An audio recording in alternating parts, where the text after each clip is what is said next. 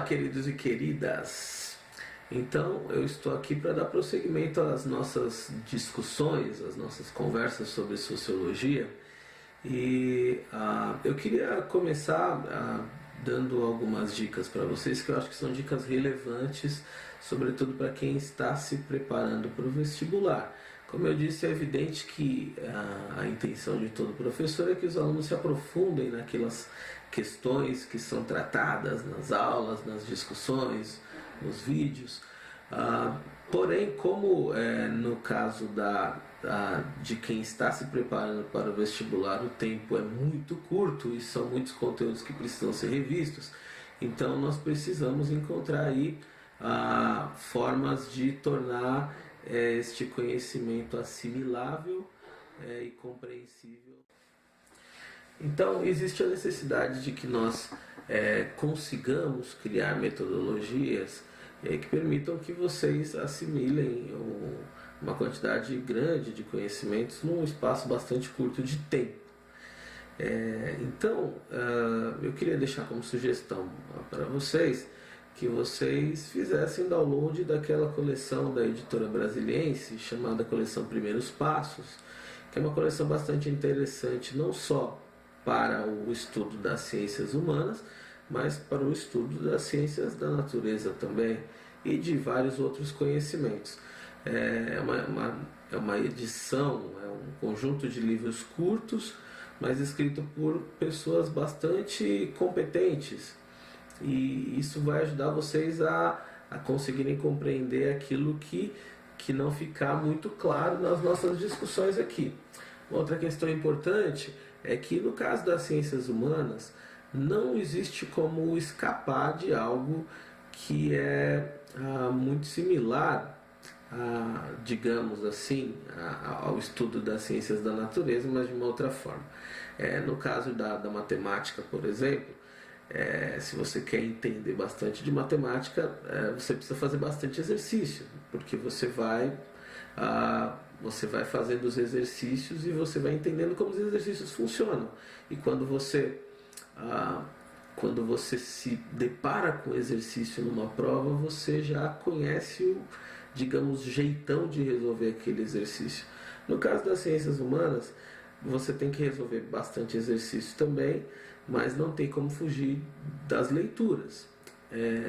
O ideal seria que todos vocês lessem as obras dos clássicos, mas como nem sempre isso é possível, é importante que vocês procurem os bons manuais didáticos. Eu vou depois deixar com vocês, não deixar com vocês presencialmente, evidentemente, mas eu vou deixar para vocês algumas dicas de alguns materiais didáticos que são interessantes para vocês estudarem sociologia.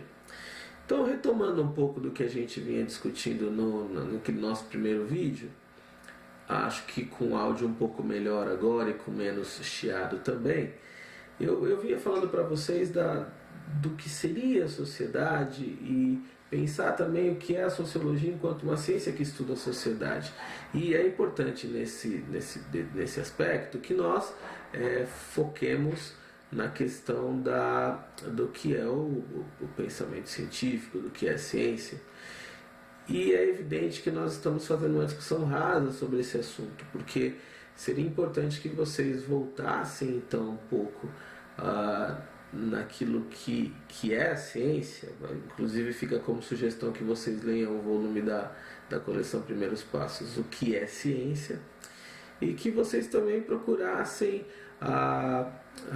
ler um pouco das contribuições de pensadores como Galileu, como Copérnico, como o próprio Charles Darwin. E também, evidentemente, que vocês lessem sobre o Renascimento e também sobre o Iluminismo, que são eventos históricos aí que são importantes para a gente poder compreender como é que a sociologia chegou a ser o que é. Então, estas são algumas informações preliminares e que são importantes para vocês acompanharem esses vídeos. Então, retomando o que a gente vinha discutindo, nós poderíamos falar então que a ciência ela é um conjunto de conhecimentos, que são conhecimentos racionais e que eles precisam ser conhecimentos certos ou prováveis. Muitas vezes o conhecimento científico ele pode não ser certo por um grande período de tempo, ou pode ser certo por um grande período de tempo. A gente costuma dizer que a ciência ela está fadada a ser superada. Então, algo que pode ser considerado correto hoje pode não ser considerado correto depois de um determinado tempo, em vista da evolução da própria ciência. Mas ele precisa ser passível de comprovação. Estes conhecimentos, eles precisam ser metódicos e precisam ser sistematizados e verificáveis. Então nós podemos pensar que a própria ciência ela é um método, mas também podemos pensar que o método é uma característica importante da ciência. Então é uma questão importante aí para a gente reter. Então, no caso da sociologia, como eu já havia adiantado para vocês no nosso primeiro vídeo, a sociologia ela nasce então, né, já num contexto em que as ciências da natureza já começavam a se consolidar, ou na interpretação de alguns até já tinham se consolidado, e alguns pensadores viam a necessidade de se constituir uma ciência também para pensar problemas de ordem social. Dentre esses pensadores, vai se destacar um sujeito chamado Augusto Comte. E aí eu queria fazer uma pausa para dizer para vocês o seguinte, que no caso da sociologia e boa parte dos vestibulares e na verdade no próprio curso de ciências sociais, existem 4 personagens centrais da sociologia, em torno dos quais gira praticamente a maior parte das questões. E esses personagens são o Augusto Comte, o Emile Durkheim, o Max Weber e o Karl Marx. Então nós vamos falar bastante desses pensadores, porque eles são pensadores muito cobrados nos vestibulares, muito cobrados nos concursos públicos, porque são eles que dão os fundamentos para que se constitua a ciência sociológica. O Comte, ele fundou uma escola de pensamento, né, filosófica, que é o positivismo, que também se constitui numa metodologia de pensar a ciência, que nós vamos ver um pouco mais para frente, que hoje é bastante criticada nos meios acadêmicos.